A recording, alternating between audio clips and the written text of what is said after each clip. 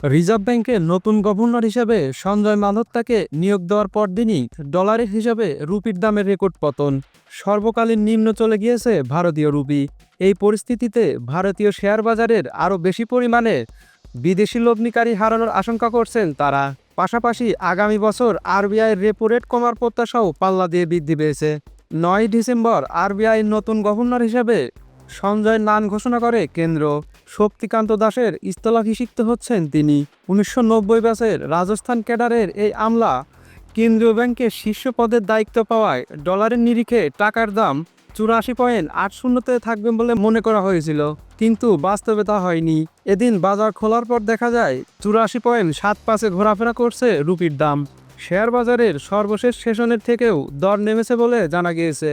১১ December আরবিআইয়ের গভর্নরের দায়িত্বভার গ্রহণ করেন সঞ্জয়। বর্তমানে অর্থ মন্ত্রণালয়ের সচিব পদে রয়েছেন তিনি। ৩ বছরের মেয়াদে তাকে নিয়োগ দিয়েছে নরেন্দ্র মোদী সরকার। ডলারের বিপরীতে রুপির পতন ঠেকানো এবং মুদ্রাস্ফীতির হার নামানোই তার কাছে বড় চ্যালেঞ্জ হতে চলেছে। এছাড়া আর্থিক বৃদ্ধি ও জিডিপি সূচক ঊর্ধ্বমুখী রাখার দিকেও নজর দিতে হবে সঞ্জয়কে। ডলারের নিরিখে রুপির দামের এই পতন ঠেকাতে গুরুত্বপূর্ণ পদক্ষেপ করছে আরবিআই। ফলে রাষ্ট্রায়ত্ত ব্যাংকগুলির সাহায্যে লগ্নিকারীদের ডলার বিক্রি করতে হচ্ছে।